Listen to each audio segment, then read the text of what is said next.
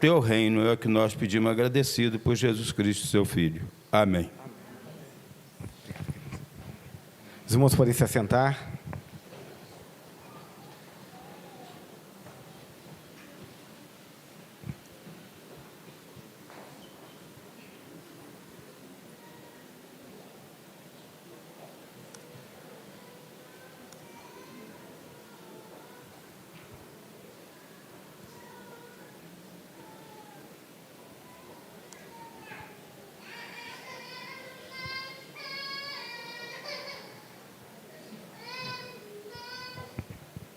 Muito bem, nossas crianças já encontraram, pelo menos a maioria delas, né? Já encontraram o seu caminho para o culto infantil. Eu quero convidar os irmãos a fazermos a leitura bíblica. Vamos ler apenas um versículo, 2 aos Coríntios, capítulo 5, verso 17.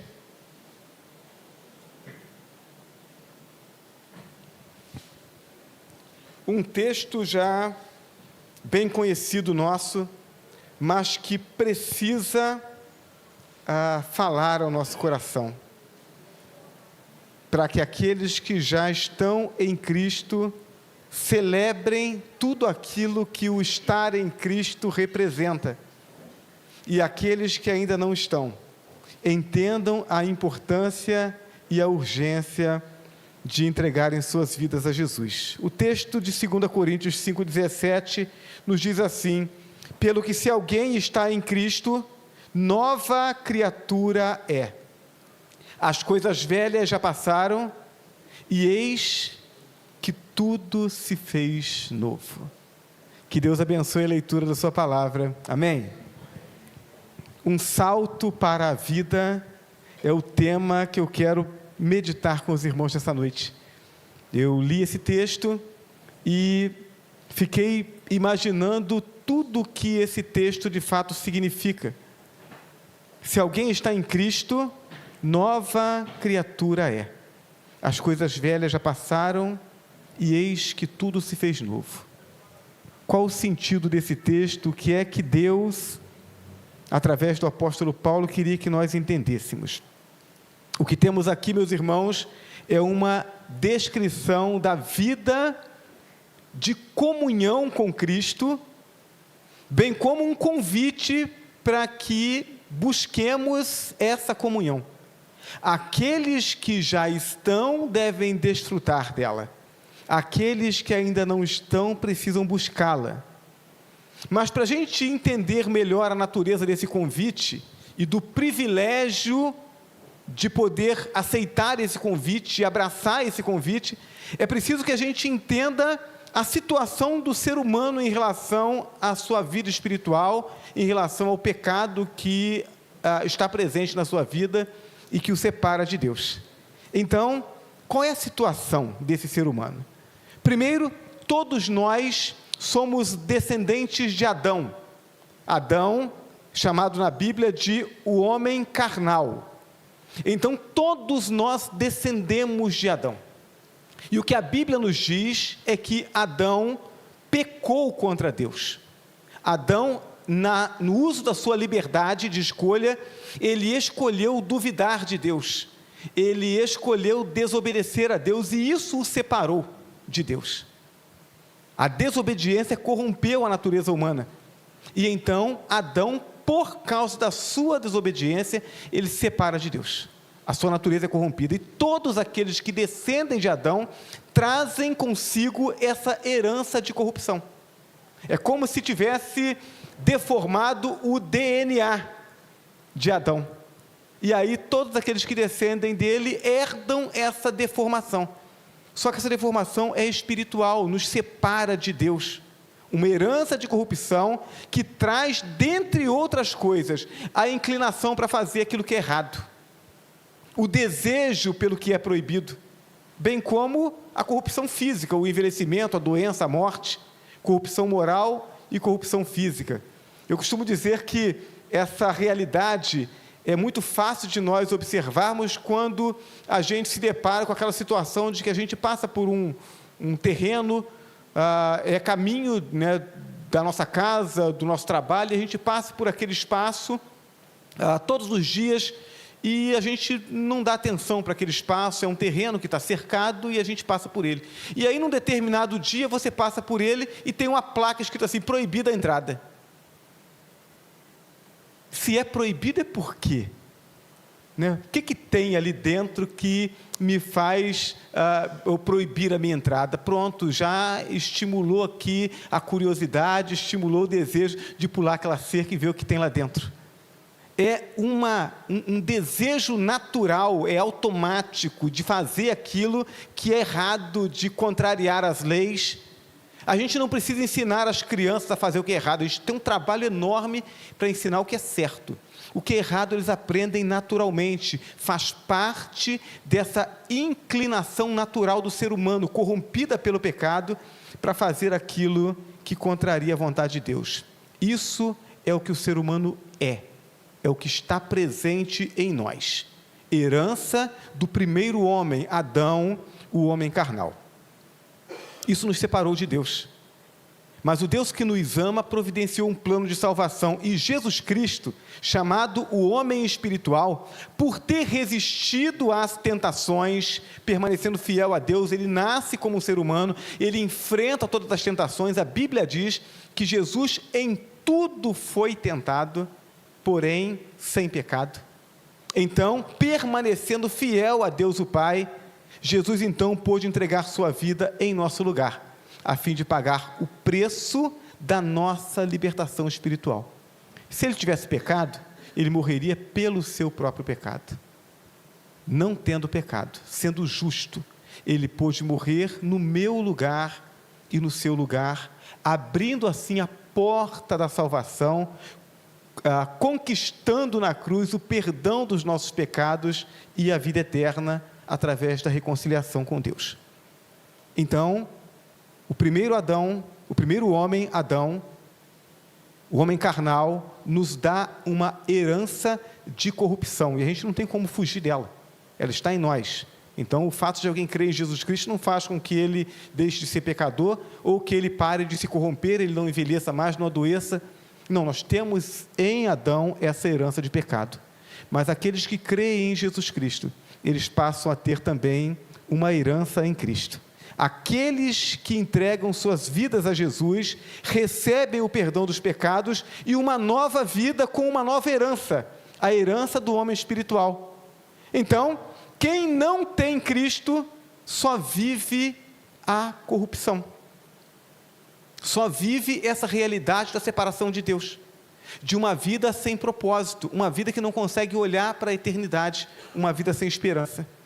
Quem tem Cristo, embora tenha que viver com a corrupção, a herança de Adão, então ninguém vai ficar para a semente, a menos que Jesus volte antes, todos nós vamos descer à sepultura, mas aquele que está em Cristo, ele desfruta também dessa herança espiritual em Cristo, ou seja, além da esperança da ressurreição, enquanto estamos aqui sobre essa terra, nós desfrutamos da comunhão com Deus, do cuidado de Deus, da esperança que há em Deus, uma vida, portanto, de qualidade superior, uma vida de qualidade aqui e que se projeta para a vida eterna.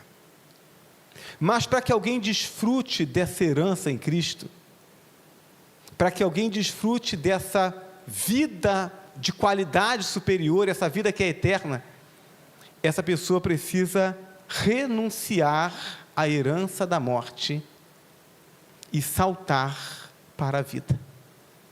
Então, quando eu trago para os irmãos o tema um salto para a vida, eu trago o desafio de que você dê esse salto, que você abra mão daquilo que a vida de pecado, a atração do pecado e a corrupção do pecado oferecem para você e salte para a vida que está em Deus. Aquele que já estão em Cristo, o texto, portanto, deve produzir no coração essa alegria, né? O texto descreve aquilo que já é realidade na minha e na sua vida. E a gente precisa permitir que essa alegria enche o nosso coração, para que a gente, durante o nosso viver, a gente desfrute de Cristo. Agora, aquele que ainda não entregou a sua vida a Jesus, o texto é um convite. É um convite para que você, através do comprometimento com Jesus, abrace essa vida nova, essa vida transformada que a Bíblia oferece. Um salto para a vida. Se alguém está em Cristo, nova criatura é. As coisas velhas já passaram e eis que tudo se fez novo. Então eu quero pensar em 3 aspectos diferentes dessa nova vida para a qual somos convidados a saltar e a abraçar. Um salto para a vida, primeiro, vida que é livre de fardos. O texto diz: se alguém está em Cristo, nova criatura é, as coisas velhas já passaram. Que coisas velhas são essas que estão presentes na vida daquele que está longe de Deus e que devem passar na medida em que entregamos a vida a Jesus? Eu quero relatar algumas questões que fazem parte dessa vida corrompida. E talvez você, que ainda não entregou a vida a Jesus, se enxergue em algum desses quadros. Em primeiro lugar, temos uma vida espiritual plantada dentro de nós, que nos identifica com aquilo que é correto, porque Deus foi aquele que nos criou, e portanto nos condena quando nós escolhemos o contrário. Então ninguém que peca contra Deus faz isso sem ter consciência do pecado. As pessoas sabem que estão errando e aquilo as incomoda. A questão é que o pecado nos atrai. O pecado nos é saboroso, ele tem um cheiro gostoso, um cheiro atraente. As pessoas querem o pecado, mas sabem que estão pecando. E depois que pecam, isso pesa em seus corações, pesa em seus pensamentos. Então, essa lei espiritual plantada em nós, ela nos acusa e nos condena, quando nós agimos contrário àquilo para o que fomos criados. O homem caminha na direção contrária a Deus, mas isso produz dentro dele um vazio e uma dor. Além disso, temos lembrança do que fizemos de errado e do que deveríamos ter feito de certo e não fizemos. Então, aquilo que eu fiz de errado, eu me lembro, e isso me dói. Então nós conhecemos pessoas no nosso dia a dia que são atormentadas pelas escolhas erradas que fizeram no passado. Elas armam no seu rosto um disfarce de alegria, mas estão com seus corações amargurados, estão sempre voltando no passado e se lembrando daquilo que fizeram e que não deveriam ter feito, daquilo que deveriam ter feito e não fizeram, e isso as atormenta, é o fardo que carregam. Se isso não for suficiente, temos necessidade de aprovação, o que muitas vezes nos prende a tradições familiares, a tradições culturais que não satisfazem os anseios profundos da nossa alma, mas que nós não conseguimos abrir mão deles, porque a gente pensa assim: puxa vida, eu vou deixar de fazer assim, o que é que os meus pais vão dizer? O que é que os meus irmãos vão dizer? O que é que a minha família vai dizer? O que é que a minha comunidade vai dizer? Não, eu tenho essa tradição, né? Sempre foi feito assim. Então não me satisfaz, não me convence, não me alegra, mas eu continuo fazendo porque eu estou preso a essas tradições e isso me entristece, isso tira o brilho da minha vida. Se isso não for suficiente, ainda tem uma realidade espiritual que nos atormenta. Temos amarras espirituais criadas pelo diabo. E não importa se você acredita na existência dele ou não, isso não muda o fato de que ele é real. É interessante porque as pessoas acreditam que os anjos existem, né? Alguns acreditam até em anjo da guarda, né? É um anjo específico para cuidar de você, mas não acreditam no diabo. Mas a Bíblia diz que o diabo e os demônios são anjos que se rebelaram contra Deus. Então, se eu acredito em um, eu preciso acreditar em outro, e a Bíblia nos diz que os demônios são reais, e eles escravizam a vida das pessoas. Então, o diabo e os seus demônios têm criado amarras, que prendem e escravizam o ser humano, impedindo o ser humano de fazer a vontade de Deus, impedindo o ser humano de viver os propósitos de Deus para a sua vida. A Bíblia chega a dizer que esses seres espirituais, eles cegam o entendimento das pessoas, para que elas não compreendam o Evangelho e não abram seus corações para o Senhor Jesus Cristo. Tudo isso são pesos, são fardos que estão sobre os ombros, sobre a vida do ser humano que está sem Deus. A vida, portanto, sem Deus não é fácil. Se alguém acha que servir a Jesus, abrir mão do pecado e viver com Deus é algo difícil, difícil é viver sem Deus. Mas a nova vida que nos é ofertada em Cristo Jesus nos livra desses fardos. Em Mateus capítulo 11, verso 28 a 30, a Bíblia nos diz assim, palavras de Jesus àqueles que estavam ao seu redor, oprimidos inclusive pela religião do seu tempo. E ele diz: vinde a mim, todos os que estáis cansados e oprimidos, e eu vos aliviarei. Tomai sobre vós o meu jugo, e aprendeis de mim, que sou manso e humilde de coração, e encontrareis descanso para as vossas almas, porque o meu jugo é suave, e o meu fardo é leve. O convite, portanto, é para trocar com Jesus, entregar esse fardo pesado, que torna a vida sofrível e sem esperança, entregar para Jesus, e tomar para si o fardo de Jesus, que é leve, como ele mesmo diz. Essa nova vida, portanto, livre de fardos, ela também é uma vida cheia de significado. Em João capítulo 10, verso 10, na segunda parte do versículo, Jesus diz assim: eu vim para que tenham vida, e a tenham em abundância. Não é apenas um viver de existir, é um viver cheio de significado, é um viver que se projeta para a eternidade, é um viver com Deus. O sacrifício de Cristo estende a nós a graça de Deus. Nosso serviço a Deus é a nossa busca por adorá-lo e nos comprometermos com os seus eternos propósitos, não é mais baseada no medo ou no esforço de sermos merecedores das bênçãos de Deus. Então, meus irmãos, hoje está frio. Eu não sei quantos estão sentindo frio, eu hoje estou sentindo muito frio. Estou bastante incomodado com o frio. Seria muito mais confortável para mim, ao invés de estar aqui, ter continuado quietinho dentro do meu apartamento, com as janelas fechadas, enroladinho no cobertor. Sair de casa para vir aqui exigiu um esforço. Agora, se alguém imagina que esse esforço que eu fiz, que tantos de vocês fizeram, alguns que estavam incomodados, eu acho que nem todo mundo está incomodado com frio, né? Eu encontrei um casal de namorados, na hora que eu estava vindo aqui, passando pela calçada, de camiseta, eu falei, meu Deus, eu devo estar com algum problema, né? Mas todos aqueles que se esforçaram por sair de casa, por estar aqui, não fizeram isso. Aqueles que estão em Cristo não fizeram isso como um esforço para Deus, para merecer a salvação ou algum bem da parte de Deus.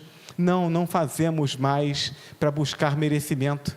Nós fazemos para expressar a nossa gratidão àquele que nos deu tudo, sem que nós merecêssemos nada. Não estamos fazendo qualquer coisa para Deus para merecer. Não estamos fazendo alguma coisa para Deus por medo do que Ele vai fazer conosco. Em Cristo Jesus somos reconciliados com Deus, desfrutamos do amor de Deus, e agora servimos por gratidão. Eu quero dar o meu melhor para Deus, porque Deus já me deu o melhor dele, o seu Filho e a sua salvação. Em Cristo descobrimos a alegria de colocarmos a vontade de Deus acima da nossa. E depois de fazermos isso, descobrimos a alegria de vermos que a vontade de Deus é melhor que a nossa. E isso é extraordinário. Agora eu não quero mais saber da minha vontade. O que você pensa, pastor, a respeito disso? Não importa o que eu penso, importa o que Deus pensa. Eu não quero pensar em mais nada, principalmente se o meu pensamento for diferente do de Deus. Eu quero saber o que Deus pensa, eu quero ajustar o meu pensamento, os meus desejos, os meus passos à vontade de Deus, porque eu descobri alegremente que a vontade de Deus para a minha vida é melhor que a minha vontade. Então não quero mais fazer a minha vontade, eu quero fazer a vontade de Deus. Em Cristo nos tornamos livres para servirmos alegremente aquele que nos criou e nos salvou. Então, o salto para a vida é primeiro para essa vida que é livre de fardos. Eu carreguei fardos durante muito tempo na minha vida, mas em Cristo Jesus eu fui livre desses fardos. Em segundo lugar, somos convidados a um salto para a vida com nova vocação. A minha vocação era para o pecado, mas a Bíblia diz: se alguém está em Cristo, nova criatura é. Em Cristo Jesus eu fui feito nova criatura. Em Cristo Jesus muitos dos que estão aqui presentes foram feitos nova criatura.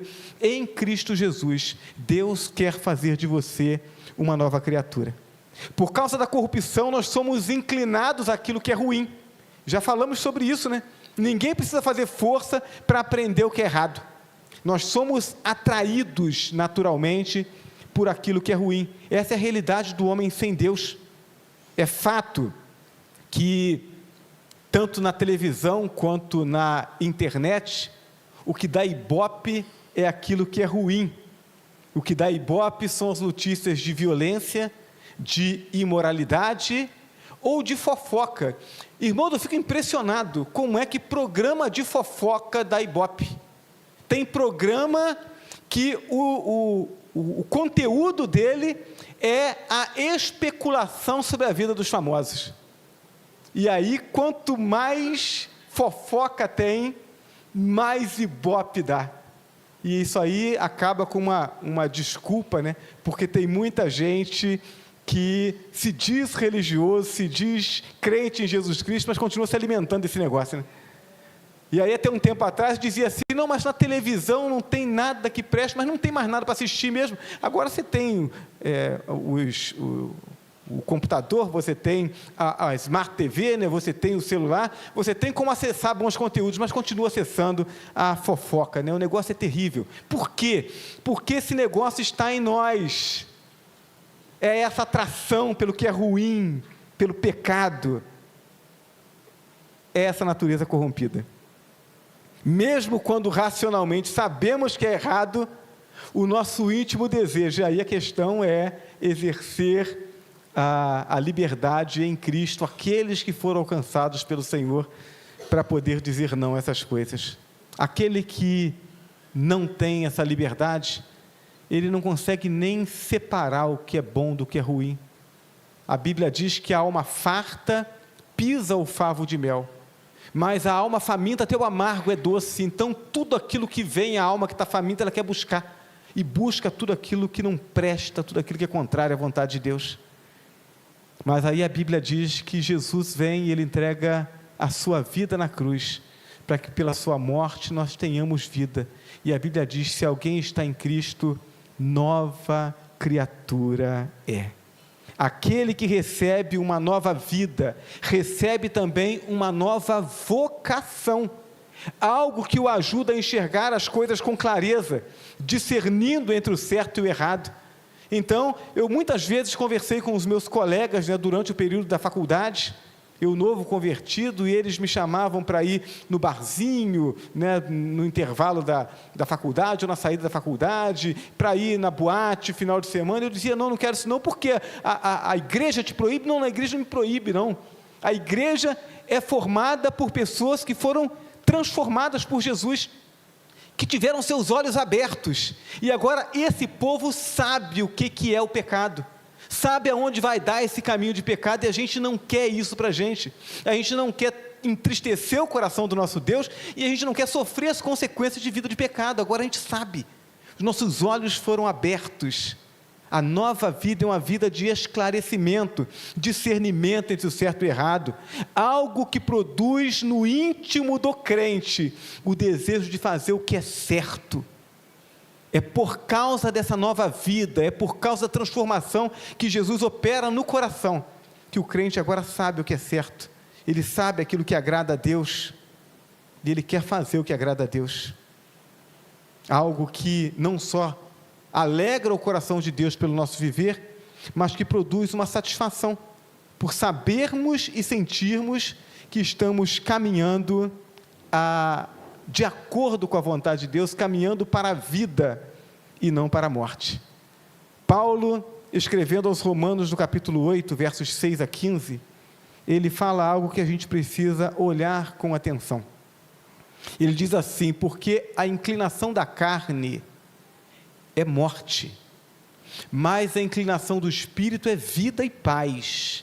Porquanto a inclinação da carne é inimizade contra Deus, pois não é sujeita à lei de Deus, e nem em verdade pode ser. Portanto, os que estão na carne não podem agradar a Deus. Mas ele dirige a sua palavra aos crentes, aqueles que foram transformados, aqueles que vivem uma nova vida. Ele diz: vós, porém, não estáis na carne, mas no Espírito, se é que o Espírito de Deus habita em vós. Mas se alguém não tem o Espírito de Cristo, esse tal não é dele. E se Cristo está em vós, o corpo, na verdade, está morto por causa do pecado, mas o Espírito vive por causa da justiça. E se o Espírito daquele que dentre os mortos ressuscitou a Jesus habita em vós, aquele que dentre os mortos ressuscitou a Cristo também vivificará os vossos corpos mortais pelo seu Espírito que em vós habita. De maneira que, irmãos, somos devedores, não à carne, para vivermos segundo a carne. Porque se viverdes segundo a carne, morrereis. Mas se pelo Espírito mortificardes as obras do corpo, vivereis. Porque todos que são guiados pelo Espírito de Deus, esses são filhos de Deus. Porque não recebestes o espírito de escravidão, para outra vez estardes em temor, mas recebestes o Espírito de adoção de filhos, pelo qual clamamos: Abba, Pai. Essa nova vida não só nos reconcilia com Deus, não só nos torna filhos de Deus, mas coloca em nós essas características de Deus, o desejo por aquilo que alegra o coração de Deus. Essa nova vocação também nos faz senhores dos nossos sentimentos, de modo a fazermos o que racionalmente sabemos que é certo, e não estamos mais escravos de fazermos aquilo que desejamos apenas. Então, a vida cristã é aquela em que a gente faz aquilo que a gente sabe que é certo segundo a vontade de Deus. E então os nossos sentimentos se ajustam àquilo que racionalmente nós decidimos pela liberdade que alcançamos em Cristo Jesus. E não o contrário. A gente não faz as coisas apenas porque gosta, a gente faz porque sabe que é certo, mesmo quando não gosta. A verdade é a seguinte: as maiores conquistas que alcançamos em nossa vida não foram resultados de atividades que nos eram prazerosas, mas, sobretudo, alcançamos por termos feito coisas que sabíamos que precisávamos fazer, mesmo que muitas vezes não estivéssemos com vontade de fazer. E eu me lembro, enquanto estava preparando esse sermão e meditando nele, eu me lembrava do meu período de faculdade.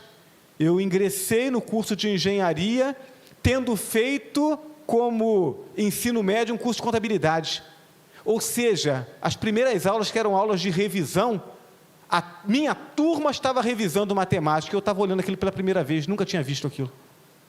E aí o meu pânico começou ali, né? Cheguei a pensar em desistir do curso. Depois eu disse: não posso fazer isso, né?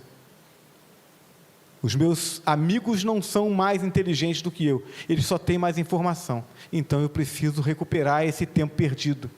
E aí, naquele ano, o ano de 1987, em 88 eu conheci o Senhor Jesus, o ano de 1987, os meus amigos, meus colegas da cidade de Mendes, não me viam na rua, porque ou eu estava na faculdade, ou eu estava à noite, né, ou eu estava no Senai de dia, de manhã, e à tarde eu estava com a cara nos livros, aula particular, reunião com os colegas, era assim um caos.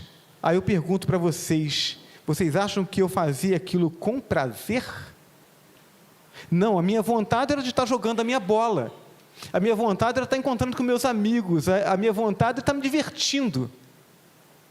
Mas para que eu conseguisse vencer aquela deficiência inicial, eu precisei fazer aquilo que eu sabia que precisava fazer, e não aquilo que eu desejava fazer. Aquele que está em Cristo, ele consegue em Cristo Jesus essa liberdade para fazer essas escolhas, não apenas na área profissional, não apenas na área educacional, mas em todas as áreas da sua vida. Liberdade para fazer aquilo que é certo e não apenas aquilo que se deseja. Os técnicos de futebol costumam dizer isso, né? Que a função deles é obrigar os jogadores a treinar aquilo que eles não gostam, para que eles possam ter um bom desempenho e alcançar o resultado que eles desejam no jogo. Então, aquele que está em Cristo, ele tem liberdade para fazer essas escolhas. Com esse conceito, o apóstolo Paulo afirmou em 1 Coríntios 9, verso 27, a maneira como ele lidava com o corpo dele. Ele diz: o meu corpo tem desejos que são contrários à vontade de Deus, mas eu não cedo a esses desejos. Antes, subjugo o meu corpo e o reduzo à servidão, para que, pregando aos outros, eu mesmo não seja encontrado desqualificado. Essa disposição em fazer aquilo que é certo e não aquilo que se deseja, no contexto da vida e sobretudo da vida espiritual, isso é algo que somente o crente em Jesus Cristo, aquele que foi alcançado por Cristo Jesus e liberto do poder do pecado, somente ele consegue fazer isso. Em Cristo somos livres para fazermos o que é certo, para colhermos os frutos de um viver comprometido com a justiça de Deus e com o Deus da justiça. Eu tenho certeza que ao ouvir essas palavras, você deve ter trazido à sua mente ou algo do seu passado, que já foi vencido, e se isso é realidade, glória a Deus, ou talvez algo do seu presente, e você pensa assim: olha, eu sei que algumas coisas na minha vida não estão sendo conduzidas de acordo com a vontade de Deus. Eu sei, mas mesmo assim, eu continuo fazendo. Se você sabe que o que você está fazendo não é de acordo com a vontade de Deus, ou se você sabe qual é a vontade de Deus e você não está fazendo, a pergunta é: por quê? Por que que você sabe o que é certo e continua fazendo o que é errado? Por que que você sabe que você está fazendo errado e você não escolhe fazer o que é certo? Por que que você sabe o que Deus quer que você faça de certo e você não consegue fazer? A resposta para isso é escravidão espiritual. E o convite de Deus em Jesus Cristo é para que você salte para a vida, se libertando desse poder do pecado, dessa escravidão do pecado, a fim de conseguir fazer aquilo que vai trazer benefícios para esse momento da sua vida, mas também para a eternidade. Em terceiro e último lugar, um salto para a vida é o convite que nós temos: vida que tem finalidade. Se alguém está em Cristo, é o que o texto diz: nova criatura é, as coisas velhas já passaram, e eis que tudo se fez novo. Só somos novas criaturas, só vivemos a realidade de as coisas velhas passarem e tudo se fazer novo, a partir do momento que estivermos em Cristo. O texto diz: se alguém está em Cristo. Toda a natureza do homem, criado à imagem e semelhança de Deus, foi projetada para uma vida de comunhão com o seu Criador e para alcançar o limite da sua satisfação no cumprimento do propósito de Deus. Meus irmãos, eu tenho dito incansavelmente isso: se Deus me deu capacidade de sentir prazer, de me alegrar, de planejar e de ter esperança de realização, se Deus me criou com essa capacidade, é porque Ele quer que eu desfrute do melhor disso na comunhão com Ele. Então, quando eu ouço alguém dizer assim, né, a gente apresenta para a pessoa o convite de Deus para a salvação, a pessoa diz: olha, eu acredito nisso, eu acredito ser verdade mesmo, e eu quero isso para a minha vida, eu só não quero agora. Por quê? Não, porque eu quero aproveitar um pouco mais a vida. Essa pessoa não entendeu aquilo que Deus está oferecendo a ela. O Deus que me criou com capacidade de me alegrar é o Deus que me projetou para que nele eu encontre a maior alegria. Quando eu abro mão de Deus, eu abro mão de viver o melhor dessa vida que Ele criou para mim. Nós fomos projetados para vivermos na comunhão com Deus. Qualquer coisa que eu viva fora dessa comunhão estará sempre muito aquém daquilo que Deus planejou para mim. Jesus deixa isso claro aos seus discípulos quando ele diz assim, lá em João capítulo 15, verso 11: eu estou dizendo isso para que a minha alegria esteja em vocês e a alegria de vocês seja completa. Eu estou dizendo isso para vocês, para que vocês, entendendo e fazendo a minha vontade, a minha alegria esteja em vocês e a alegria de vocês seja completa. Não há alegria completa sem que a alegria de Deus esteja em nós. Então, se você imagina na sua caminhada longe de Deus, que você viveu ou vive o melhor da sua alegria, eu quero dizer para você que você não faz ideia daquilo que Deus tem planejado para você. A vida com Deus é melhor do que qualquer coisa que esse mundo de pecado possa nos oferecer. Deus tem a maior alegria para nós nele, quando a alegria dele está em nós. A separação entre o homem e Deus por causa do pecado faz com que a vida do homem perca a sua finalidade. E aí a vida cai em um vazio sem fim. Eu não sei se você em algum momento parou para pensar nisso. Dos meus 15 anos até os meus 18 anos, eu vivi essa crise de pensar assim, qual o sentido da vida? As pessoas fogem dessa pergunta, mas eu perguntava isso para mim mesmo, qual o sentido da vida? Eu acordo de manhã, eu estudo, eu trabalho, eu faço as tarefas de casa, aí o dia termina, eu durmo, acordo no dia seguinte, faço as mesmas coisas. Se eu morrer, para que serviu tudo que eu fiz até ali? Eram essas as minhas perguntas. Existimos apenas para que a raça humana continue a existir? É só para isso? Né? O homem nasce, cresce, reproduz e morre? É só isso? Então eu trabalho, eu me esforço para viver apenas para que eu possa fazer perpetuar a espécie humana? Se for só para isso, a vida tem muito pouco sentido. Estudamos apenas para acumular conhecimento e passar esse conhecimento para a próxima geração? É só isso mesmo? É isso que você acredita que seja o sentido da vida humana?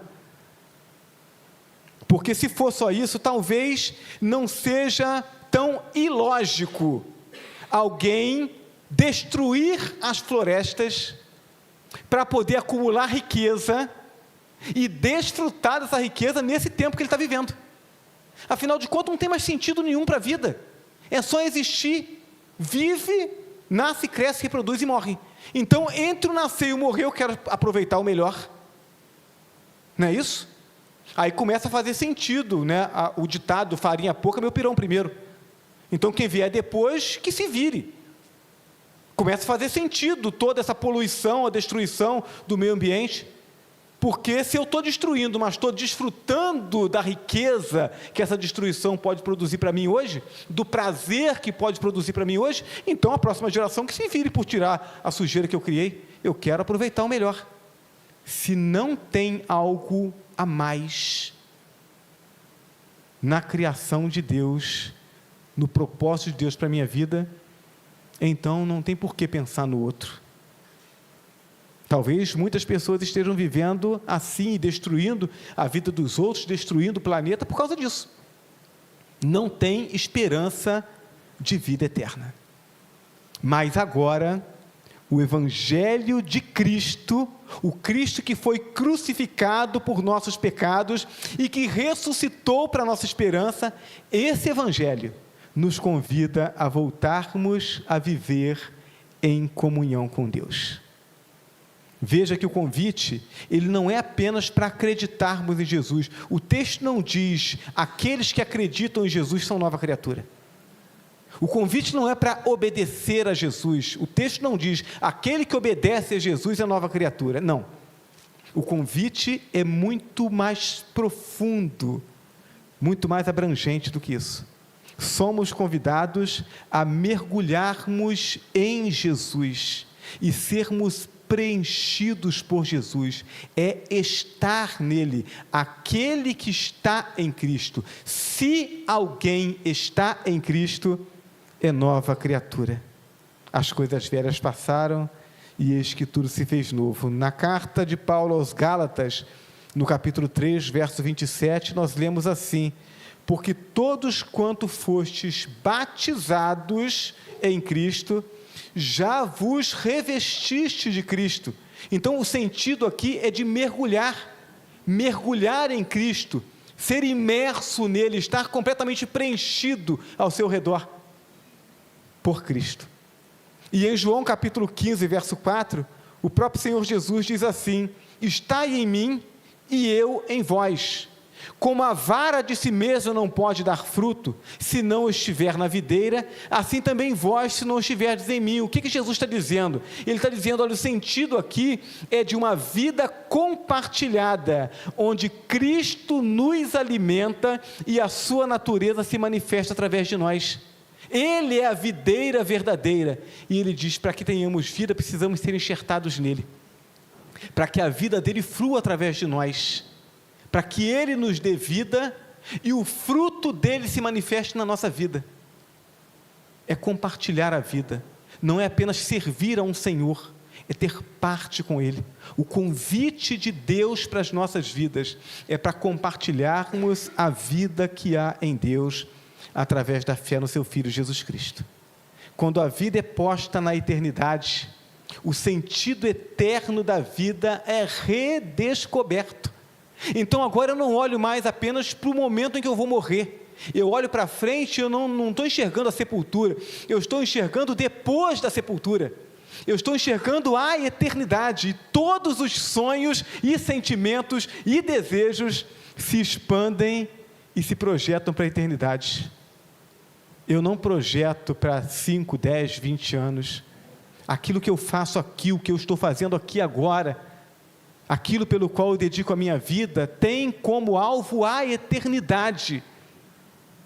Quando eu compartilho o Evangelho com alguém, eu não compartilho para que a pessoa se torne membro dessa igreja e nos ajude a fazermos as obras que temos que fazer. Não, eu compartilho o Evangelho para que as pessoas creiam em Jesus Cristo e eu encontre com elas no reino de Deus na eternidade. A vida ganha outro sentido. Tudo isso se torna realidade se alguém está em Cristo. Um salto para a vida é o convite de Deus para nós. Vida livre de fardos. As coisas velhas já passaram. Eu não tenho mais que carregar os fardos do passado. Eu tenho uma nova vida em Cristo. Vida com nova vocação. Somos novas criaturas em Cristo Jesus, com nova inclinação, com novos desejos, com propósitos que são eternos. Vida que tem finalidade, porque estamos em Cristo e caminhamos com Ele para a vida eterna. Então, nessa noite, Deus convida aqueles que ainda estão distantes, para que cheguem perto. Deus convida aqueles que estão presos à morte a darem um salto para a vida. Deus convida a cada pessoa a abrir o seu coração, render sua vida a Jesus e permitir que o milagre de Deus os alcance e os transforme. Deus convida você. Eu quero convidar a igreja a fecharmos nossos olhos e nós vamos orar. Eu não conheço o seu coração. Então, a pessoa pode estar congregando em uma igreja, pode ter sido batizada, pode estar exercendo um cargo de liderança na igreja e ainda não ter vivido uma transformação em Cristo Jesus. Então, essa palavra não precisa necessariamente ser dirigida a alguém que nunca foi membro de uma igreja, alguém que nunca manifestou o seu desejo de caminhar com Jesus, de alguém que veio pela igreja a primeira vez. Essa palavra é dirigida a todos os corações onde Cristo ainda não reina. Eu não sei se é o seu caso, mas se for o seu caso, você não pode deixar passar essa oportunidade. Hoje é o tempo aceitável. Hoje é o dia da salvação. O que é que impede você de abrir o seu coração, de comprometer a sua vida com Jesus Cristo, entregando-se a Ele, confessando como seu único e suficiente Salvador? O que é que pode ser tão bom nesse mundo, nessa vida que você leva, que você possa considerar melhor do que aquilo que Deus tem para você? Você deseja entregar sua vida a Jesus nessa noite? Se você deseja, eu quero convidar você a orar comigo. Ore assim: Santo Deus e Pai, obrigado, Senhor, por essa noite. Obrigado porque o Senhor nos permitiu participarmos desse culto e ouvirmos essa palavra, e o Senhor me permitiu entender essa palavra nessa noite. Obrigado, Senhor, porque a palavra me propõe uma vida que tem uma qualidade superior, que apresenta uma realidade que eu até desejo, mas que nunca experimentei. Eu quero isso, Senhor. Eu quero essa nova vida. Eu quero poder dizer que eu estou em Cristo, que as coisas velhas já passaram, que tudo se fez novo, que eu sou nova criatura. Eu quero poder dizer isso. Então eu declaro com meus lábios, com meu coração, que eu creio em Jesus Cristo. Eu creio que Jesus morreu na cruz para pagar os meus pecados, que Ele derramou o seu sangue na cruz, para que por este sangue eu pudesse ter o perdão dos meus pecados. Ele morreu no meu lugar, mas ressuscitou, e eu creio que Ele está vivo e reina para sempre. E a partir de agora, eu quero declarar que Ele reina também na minha vida. Eu confesso Jesus como meu único e suficiente Senhor e Salvador. E então agora eu peço, ó Deus, opera o milagre em mim, transforma a minha vida. Eu quero viver para o Senhor e quero desfrutar de tudo aquilo que o Senhor tem para a minha vida. Eu quero caminhar contigo, ó Deus, agora e para sempre. Amém.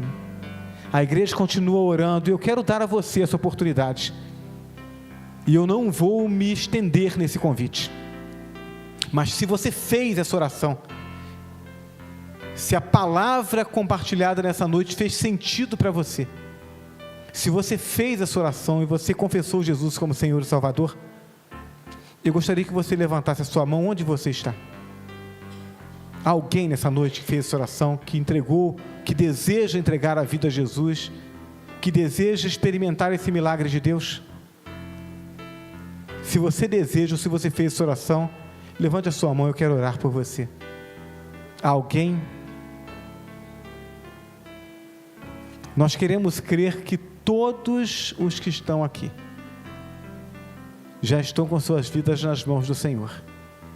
E se isso é verdade, então tudo que foi dito aqui você já tem experimentado, já tem vivido, e nós louvamos a Deus por isso.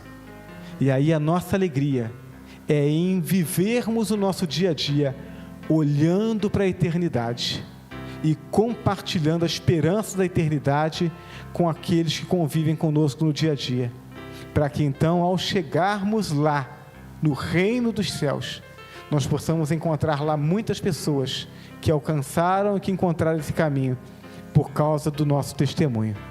Que Deus nos ajude e nos abençoe assim, em nome de Jesus. Amém?